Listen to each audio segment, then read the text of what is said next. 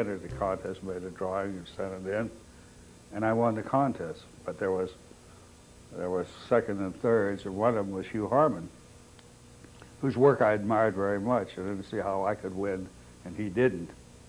And I never met the man, and there was an ad in the paper for a boy, an office boy who could draw, in a place called the United Film Ad Service, where Walt Disney started. And so I went to answer the ad, and I didn't have enough nerve to go in. I got to the door, and I figured my work is not professional enough, so I turned around and went back. But ironically, I guess fate was destined to get me into the business. And a couple weeks later, the same ad appeared. So I got nervous enough, and I entered the place and asked for the job, and I got it. And Hugh Harman was working there. You were on your road, and the road took you in 1927 to Walt Disney's very first animation Walt Disney had just left United Film Ad Service in Kansas City to come to California to make a cartoon. I think he was doing a thing called Alice in Wonderland. It was called Alice Comedy, where he used a live-action character against a cartoon background. And he brought Ub Iwerks out here, who was working there also. And a few of the people who were pioneers in the industry came from Kansas City and from that United Film Ad Service. Ub Iwerks was one. I don't know if you call the name or not. Hugh Harman was another one. Rudy Ising was another one. A fellow by the name of Ben Hardaway, who it was called Bugs Hardaway. That's how Bugs Bunny got its name. Right, I was reading from Bugs Hardaway. I noticed you used the word cartoon, and cartoon to some people in the animation field is a derogatory term. Do you feel that way? No, I don't. I feel it's descriptive. You know, I do feel it's descriptive of the medium, whether it's newspaper medium or whether it's motion picture. It's still a cartoon. It's a caricature, and whether it's of animals or people or whatever, it's caricatured. And what was the state of the art in 1927 when you and Walt Disney were working together? Of the animated art, you mean? Yes, cartoons in well, I was doing the only animated cartoon I knew or saw at that time was Terry Toons. Paul Terry was doing, and I used to see those in the theater. And I think once in a while I caught a Max Fleischer cartoon. But that's the only information I had about animation. I really didn't know how it was done. I just knew it was drawn by somebody, but how they got it on film, I had no idea. A lot of people today don't know how it gets on film. They never think about it. It's like the television tube. You just look at it, you know how it got there, you just look at it without a lot of question. I forgot what your point was. Well, just what you and Disney were doing. But perhaps you could tell us exactly, perhaps briefly, what that process is. As I understand it, it's just hundreds and hundreds of drawings on a piece of celluloid. Well, it's no different. Basically, it's no different than motion pictures, if you know what motion pictures are. Motion pictures are a series of photographs, one after another, in different positions. Rather than having a human photograph, we draw those positions. And so we originate a character that's from our imagination, and we do basically the same thing that a motion picture does. We put a character in there moving and acting. Instead of photographs, there's drawings, and there's literally thousands of them. For every movement, there's a different position. Tremendously painstaking procedure, and I guess you need a huge staff to accomplish that. Well, one person can do it. It just takes them that much longer. If it's one person, it's the work of one man is better controlled. Right. When it's a group of people, then you have to have a director to direct those people to keep it uniform. And the big job is to get the character to act the same and seem the same, and the same personality emerge from the drawing as as he intended it to be, because each one would give it his own concept, you could say.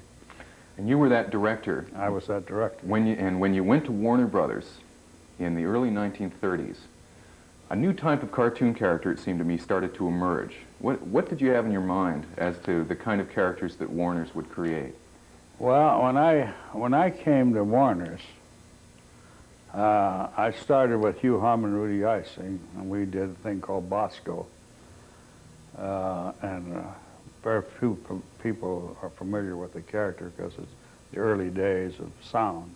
Was Bosco an animal or a... We didn't know what he was, to tell you the truth. Just a critter, right? He was more or less a human character compared to Mickey Mouse. Everything had to be black and white. And since Mickey was a black and white character, we figured he must be black and white to read well. So it was a creation. The character was really created by Hugh Harmon, the design. We never knew whether he was a boy or a Negro or an animal. We really didn't know. It was just an image. And but we used that. Hugh and Rudy, ironically, Hugh and Rudy and myself and a fellow by the name of Ham Hamilton, I don't know if that name rings a bell with anybody or not, but he was one of the early animators with Walt Disney. In fact, he was there before Al Works, before Hugh Harmon, before myself. We did a thing called Bosco, the Talk Inc. kid, I-N-K, when sound first came in. And we beat Walt Disney to it. We were doing a sound, one with sound. We did the voices first, and then we did the animation to the voice like we do today. Walt was doing a thing called Steamboat Willie at the time with Works, but he had not any. He did not think of it as sound cartoon. Only sound came in afterwards, and he put sound to it. Steamboat Willie, he put sound to it, but we did it the reverse, the way you do it today. We did the sound and then the animation to that. And but it never got off the ground because we didn't do a full cartoon. We just did about 3 minutes to demonstrate that we could do sound cartoons with dialogue and music. And I took it to New York to try to sell it, but they didn't buy it because it wasn't a full cartoon. But Disney came out at that time with Steamboat Willie that made a hit. And then he came out with a Skeleton Dance, which was a big hit. By that time, everybody was looking for an animated cartoon, and Warner Brothers was looking for one.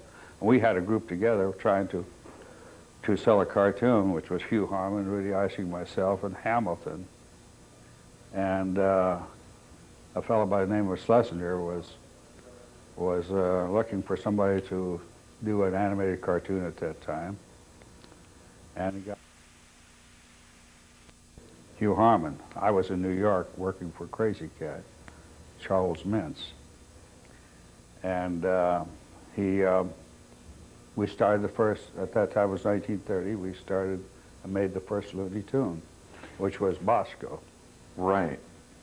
Now Steamboat Willie made Mickey Mouse a star. Yes. Was Warner saying, we need a character, and is that where Bugs Bunny came from, a character to answer Disney? Bugs Bunny came much later. Mm-hmm. Bugs Bunny, we produced Bosco cartoons.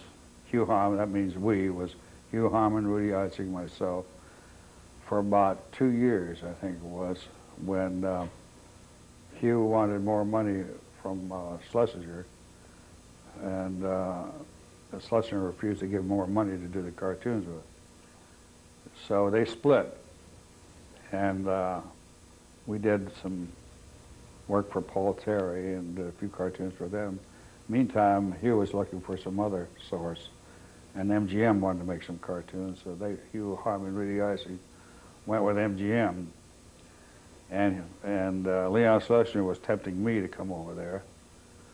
And finally I made a deal with Schlesinger, and I went over with Warner Brothers. And of course the Bosco character belonged to Hugh Harmon. He owned the copyright, so we had no character at all. And Sylvester was making some cartoons with a fellow named by the name of Earl Duvall, Jack King. Jack King had been with Disney, but they were very bad cartoons. So Leon was tempting me to come with them. So I did. I finally made an arrangement with Leon to come over there and make cartoons. And naturally, we were looking for a character, because we didn't have Bosco, we didn't have any main character. They were doing a thing called Buddy, which was very bad, Buddy cartoons, more black and white and Buddy. And so I had to dig up a character. And I did a little thing with a classroom after a few cartoons. I did one that was a classroom with little kids in it. And one of the kids was Porky, and one of them was called Ham and Eggs, and another little kid was called Kitty, a little kitten. And Porky was the one who stuttered. This is Porky Pig. This is how he was born. Porky Pig. And I had a fellow who actually stuttered do the voice for me, but it was uncontrolled. I couldn't control his voice because he had to recite the Rite of Paul Revere, and he'd get up and record. At that time, we were doing sound on film rather than on tape. They didn't have tape in those days. It was on film, and film was very expensive. And he would get up and he'd recite the Rite of Paul Revere. He'd say, "Listen, my children, you shall hear the me." And then we'd say, "Oh, wait a minute, cut," and that would make him nervous, and he got worse. And we just ran hundreds of feet of film and never really got the thing on tape, on film. So finally you had to bring in... We realized that we had to have somebody who could imitate and control stuttering. Yeah. And that's how Mel Blanc came into it, because a fellow by the name of Henry Charles was a radio announcer at KFWB, which was a Warners radio station. Said he had a brother who was a mimic, and his brother was Mel Blanc. And Mel Blanc has been the voice of the Warners cartoons over the years. Ever since. So that was the birth of Porky Pig, and that was the first character we had. Yeah. A well-known character. I think it became better known than the others for a while. Hearing that story brings those Warners characters back in my mind. Mm-hmm. And they are different from the Disney characters, I think, which tend to be a little bit more cute and lovable. Yes. The Warners characters all seem to have those kind of idiosyncrasies, those kind of rough edges. Complete extroverted characters. When you were creating Yosemite Sam and Porky Pig and Sylvester the Cat and Daffy Duck and Bugs Bunny were coming up, you must have had some pretty oddball characters in mind to base them on. No, I tell you how they emerged.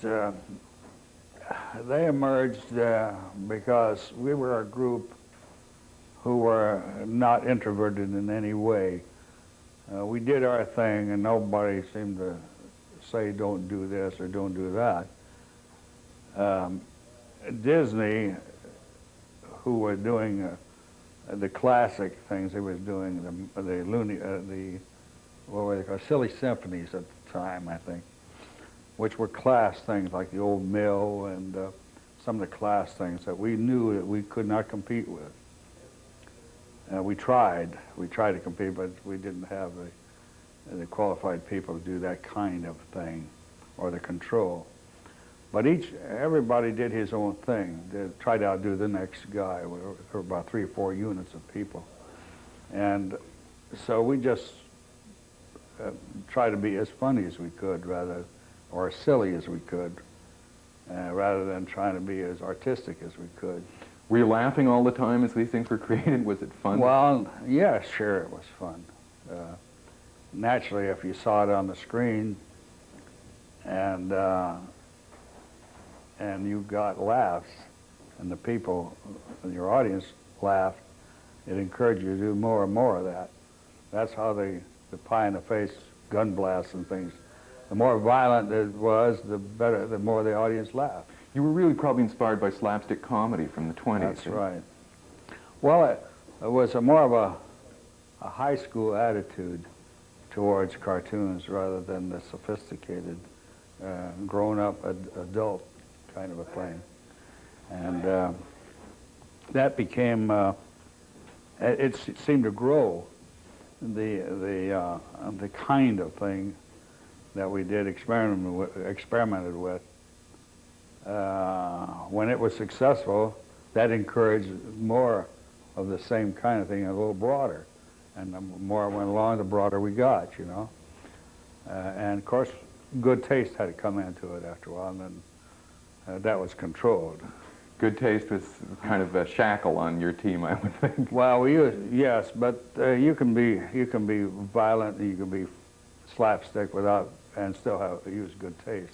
Yeah. It got beyond good taste at some time. So, did you ever think that these characters that you were creating, talking about Yosemite Sam again, Sylvester the cat, you see them everywhere now. They're part of our culture. They're as important as any movie star ever has been.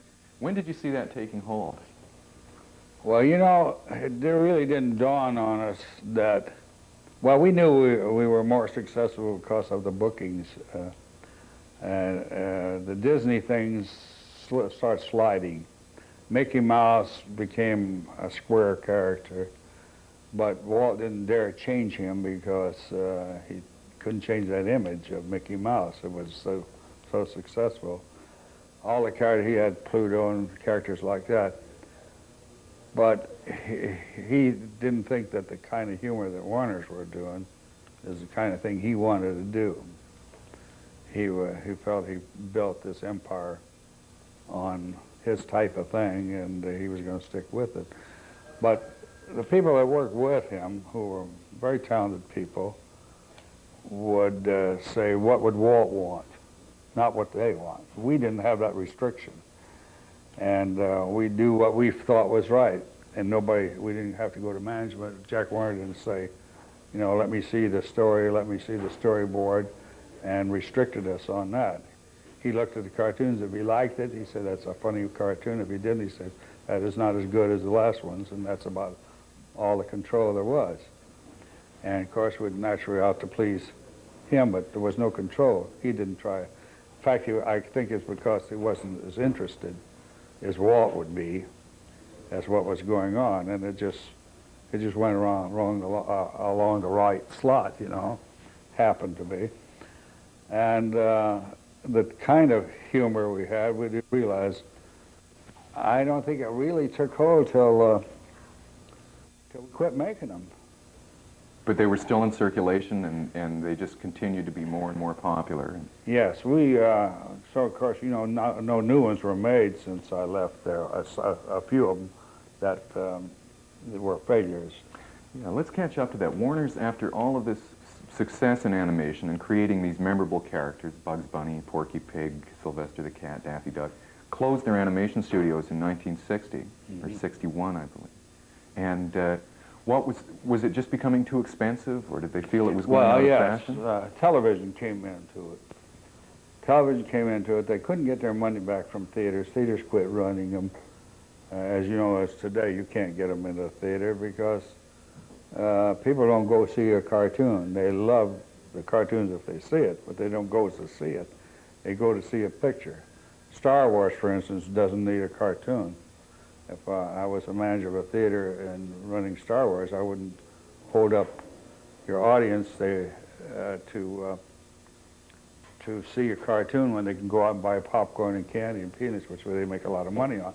So a tradition was broken. It was the end of the era. So the theaters quit running them because it didn't pay them to run them. Yeah, it's like a newspaper. Your newspaper runs strips, cartoon strips. And if they quit running the strips, the people are not going to quit buying the paper. They enjoy it while it's there. It's an added spice. But they don't buy it because of the cartoon strip. You were far from through at this point, though. Myself? Because very shortly after that came a character called the Pink Panther. Right. Can you tell me how that came about, Friz? Well, when Warners closed their doors, I went over with Barbera to do a feature with Yogi Bear. So I did the feature. I took some of my people with me, a fellow by the name of John Dunn, a writer, and another fellow by the name of Vic Hobbush was an artist. And we did a feature with Yogi Bear for Bill and Joe. During that time, DePatie, who was the son of Ed DePatie, who was the business manager of, in fact, he ran the studio for Jack Warner. I mean, I didn't, yeah. Okay, thank you. Someone approached you to create a cartoon character who became the Pink Panther. Who was that? Blake Edwards. Blake Edwards came to, well, David and I were in business, we were doing commercials. And we were doing whatever came in the shop. In fact, Jack Warner gave us the studio at the time, and I guess through the influence of Dave's father, naturally. He did, I think Jack Warner liked me, personally, because he told a few people, he says, there was Chuck Jones, myself, and Bob McKimson working at the time. And I guess he shined up to the cartoons there. Then I used to see Jack Warner just once in a while. I don't say very often did I see him. And he always said, I like the little guy. That was you? I don't like the big guy, which was Chuck. Well, it remained that Chuck and I stayed with, prior to the closing, they were going to put the Warner characters on nighttime television. And we did 26 shows, I think it was, half-hour shows, compilations of our work and bridging material like they're doing today. And that's how he got to know us, and we signed different contracts because a better deal because of the television deal that they had. Warner's was in television as much as Jack Warner resisted television. He finally gave in to it, and we sold the Bugs Bunny show to I think it was ABC for nighttime, and they went on nighttime shows. So. Did someone say to you, Jack Warner got to know me that well. Anyhow, after the place was closed, and we went to Mr. Warner and asked him if we could rent the studio because it was useless to them. He says, I'm going to give you a good start. And he says, I'm going to give you the whole studio. That meant the cameras and just the way we left it, with paper, pencils, all the supplies, and the building for $500 a month. So that put David and I in business. And we started doing commercials and anything that came along. And one day, Blake Edwards, who was working on a thing called The Great Race on the Warner lot, said he just finished a picture. He shot the picture, I think, in Italy, called Pink Panther. And he wanted to know if we could design a title for that. He wanted an animated character. So I read the script and saw some of the film, and the first scene in the film was something about a jewel that they held up. The jewel itself was called the Pink Panther, wasn't it? Yeah. And this was a jewel robbery film.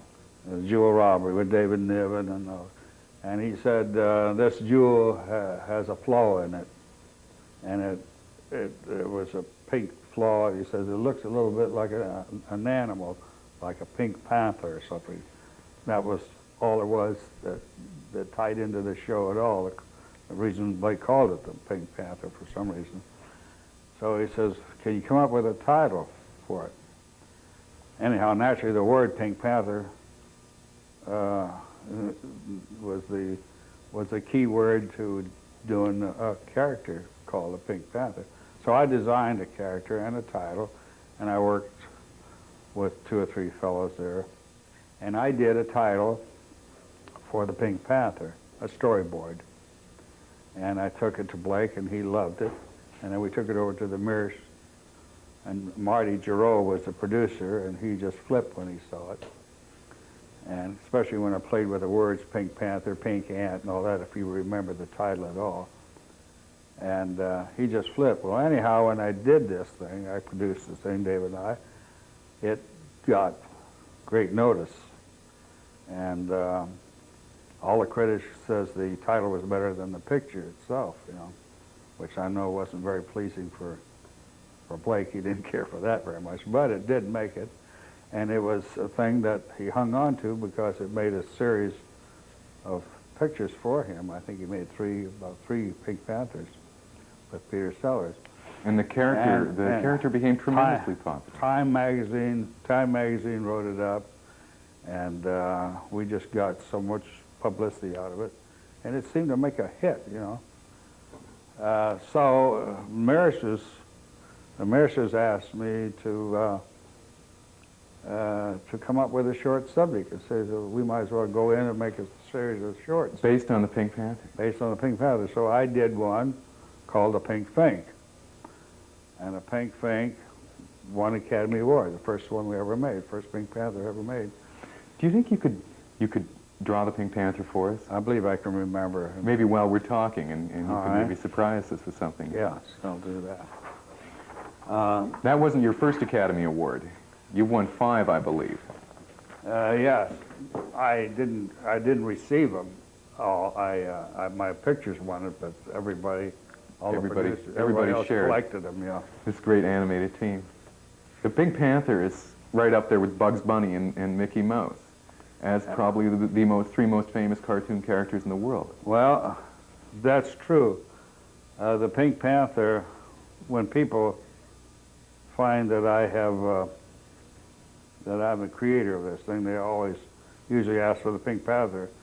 They know that I asked, well, do you want Bugs Bunny or Pink Panther? Most of them want the Pink Panther. For you to draw them? Because yes, apparently it's a more contemporary character. But like the other Warner characters, a bit of a rascal too. Got those. Yes, I guess the same kind of humor sneaks in to both characters. But he has basically, I think the music has so much to do with the success of the Pink Panther. Henry Mancini. Yes. And that's the way the thing started. I think if it wasn't for Mancini's Pink Panther theme, I doubt whether we would have had the success we did. I know he gets a royalty every time that theme is played. Does Friz yes. Freleng get a royalty every time the Pink Panther is seen on the screen or in comic? Well, I get a portion of the residuals on it. So he's been very good to you. Yes. Well, it turns out he was very good. We've been very good to him, too. Absolutely. And the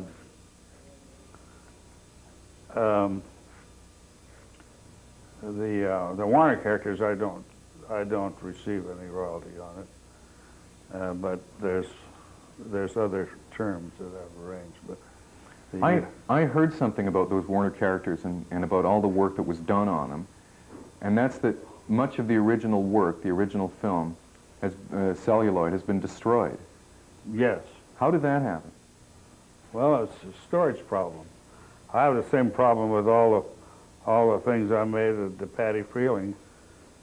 We have to store it or destroy it.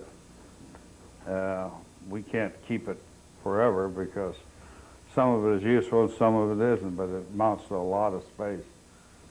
And it's kind of tragic, though, isn't it? A big part of America's cultural history, or our cultural it's history. recorded on film, so I don't think it's lost. I think people like to have one of the drawings usually, but I don't think as you saw some of the film, it's recorded and it's always there.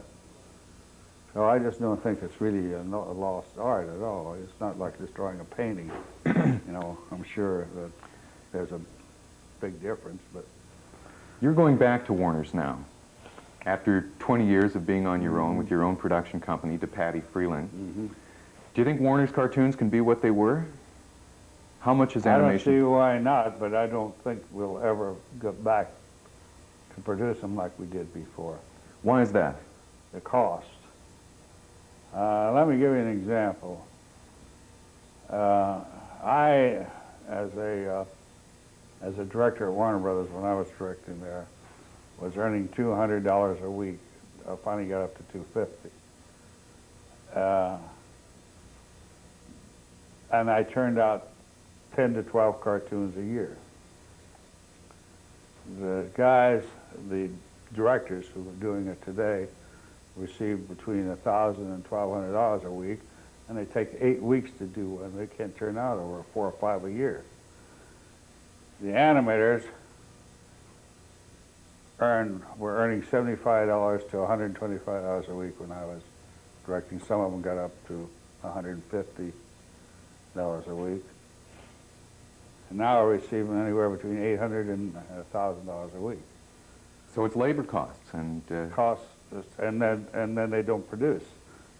The last year I was in business with DePatie Freleng, which was 79. We found, that's what drove us out of business, by the way. You wonder why we quit making them and closed shop, is that we found that our costs were 24% higher than they were a year before, but the biggest shock was that people turned out 30% less than they did the year before. So it was an aggregate of about 54% higher from the year before. And the interest wasn't there. People didn't have the interest or the drive. I understand that's a disease through the whole country and the whole world today. The labor is just not inspired to do anything or have no drive. And that was the difference between what I did when I was at it. I was inspired. I loved what I was doing, and I wanted to do as much as I could. Time meant anything. It didn't mean a thing. If I had to work Saturdays or Sundays, I worked Saturday, Sunday. If I had to work nights, I did nights. Nobody asked me to do it. I just did it on my own. You ask somebody to work an hour overtime a day, you've got to pay them triple time or something, you know. They refuse to do it. But I think that's what's lost, the inspiration, the desire to do things and to be inspired.